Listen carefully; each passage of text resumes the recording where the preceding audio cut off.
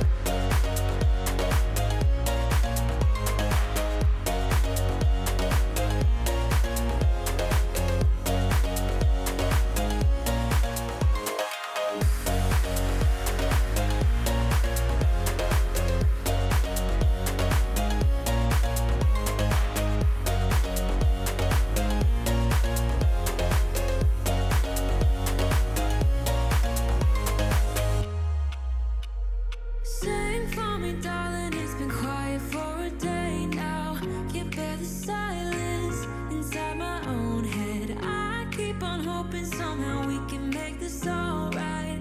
Just keep on trying.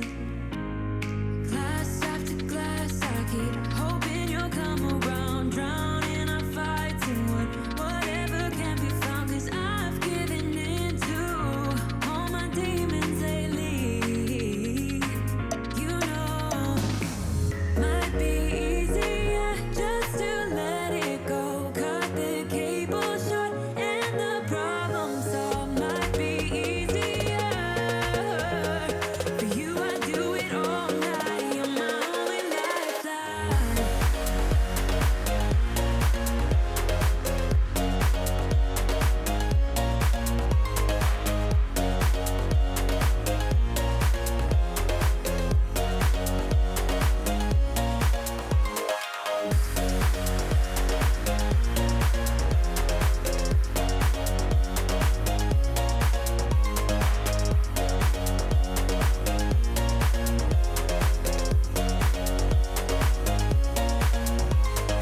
Talk to me, baby, I've been waiting for a lifetime. Just keep on fading in all these photos, caught in the memories and captured in the highlights. Just keep on wasting. Might be easier just to let it go. Cut the cable short and the problem solved. Might be easier for you. I do it all night. You're my only lifeline.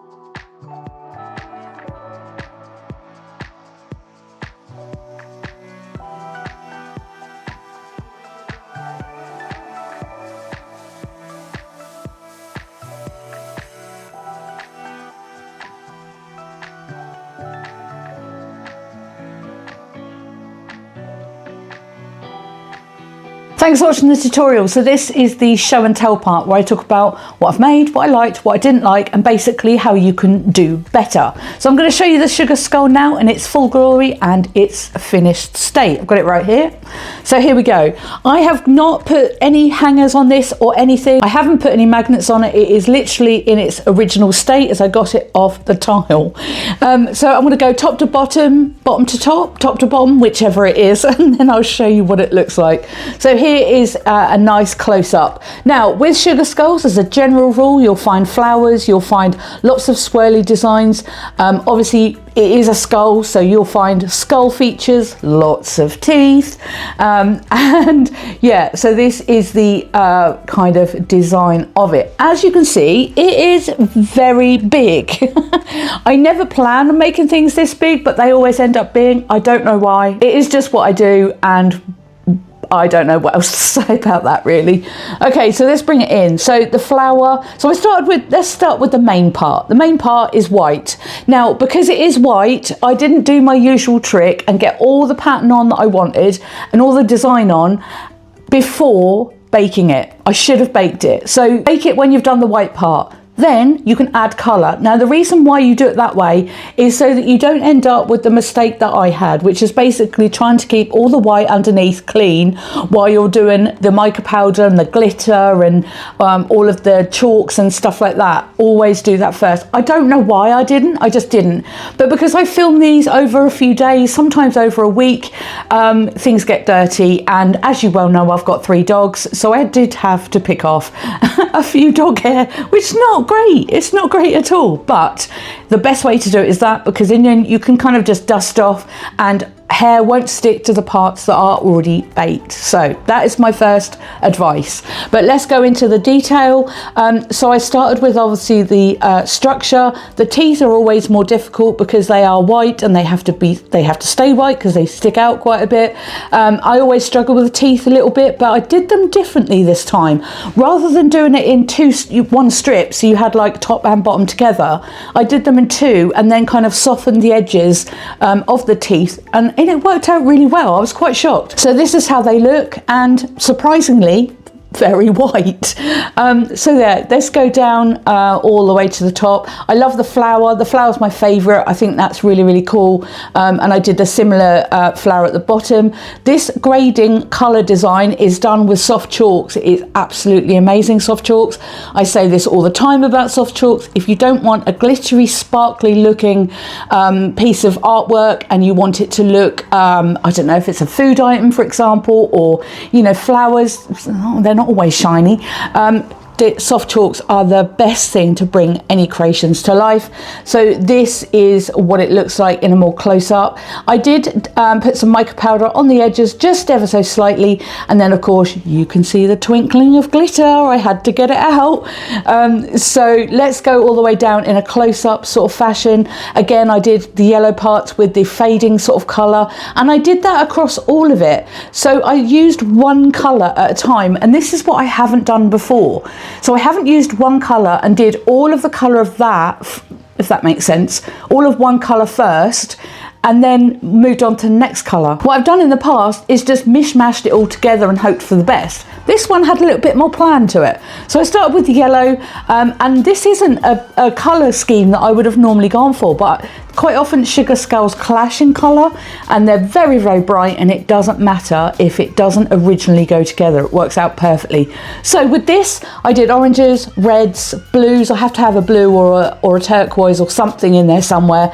And then it sort of followed the same pattern and design all the way through. Now the other thing as well, if you think about pattern, it's good to have the mirror image of the pattern on the other side. So the best way to do this is think about a mirror image. So you start with the centerpieces that aren't going to be mirrored. So start at the top and work the way down the actual face itself. And then you end up with a design at the bottom. Now you can have flowers in the eyes. I didn't this time because, to be honest, this was complicated enough as it was. So I left them blank this time. Normally I do put a nice flower in the eyes, but I just didn't this time. So you start with the center and then work this way. So whatever you put on one side, put on the other, and you will be surprised how quickly it actually builds the design up. You could also start with the center and then do the eyes, and then obviously the mouth. But my best advice, like I said, is do all the white first. I would probably say do the white and the black, so the outline, and then also the teeth as well. Do everything that you think, oh, that's going to get stained in 3 days. Do all that first, bake it, and then you can dust it all off, and then you could do what you like with it. To stick all of those other things on, if it is baked, you would use sort of clay adhesive, or Sculpey brand, or you could do liquid polymer clay. That would work just as well. And then just dab a little bit on, and then it will stick. And then you'll have no problems whatsoever because it disappears. You can't see it afterwards. So yeah, that's what I would do. Create the design and make sure it's mirrored either side. That works really well.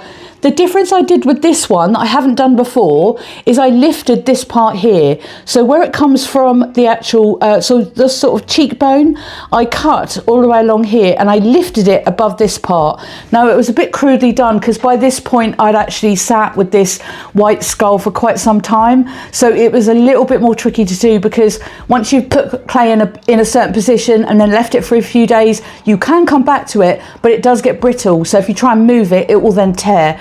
This did happen, but I've managed to squidge it back together a couple of times. Now, if that does happen, just soften it up again in that particular area, push it back in and create the patterns back on it and you'll be absolutely fine. But yeah, so I lifted this part and then tucked this underneath, which I thought gave it a quite nice look. So the cheek sticks out a little bit and it gives it more of a 3D look. Obviously, it is completely flat.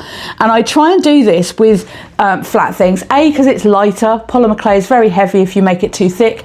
And B, it just gives it, it's like drawing. It does like give it a really, really cool look. So I love the pattern on this, and I love also the colouring as well. You can get these anywhere on the internet. Just make sure they're royalty free. You know, don't steal other people's artwork. But yeah, if it's like a drawing for a colouring book or something, nice and plain and simple, nothing too complicated on it. And then I generally only use it for the shape of the skull because I'm useless at doing that part unless it's a really basic one. And then you just create the decorations yourself and just have a complete free-for-all with your design. So let's go all the way down so you can see what it looks like. As you can see, it mirrors, so it mirrors that side. And that they're not perfect, they're not exactly the same, but they're good enough.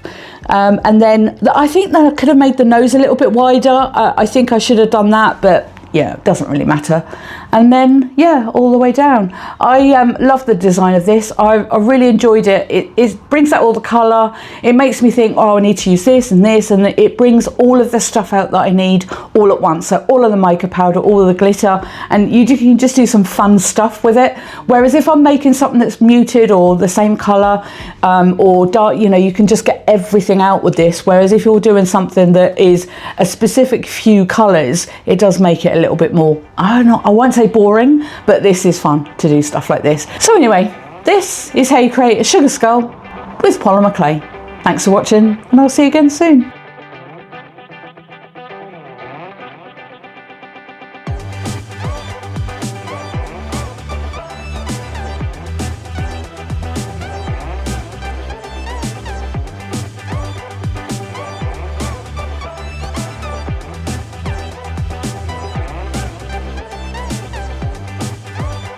Hi and welcome back to the Polymer Clay channel. So today I'm going to show you how to make a sugar skull. I have done sugar skulls on my channel. I do one every year. This one is it's bigger. I looked down, didn't I? So you know it's there, right? So it's too late, isn't it, to recover from that, isn't it? Okay, right. Let's start for the 50th time. Anyway, here we go. Hi and welcome back to the Polymer Clay channel. So today I'm going to show you how okay, it's a little bit of a behind the scenes. There is oh my god, what was that? I don't even know what noise that was. But the majority of what I want on my there. Thanks for watching. Cool. Thanks for watching the tutorial. Thanks for watching the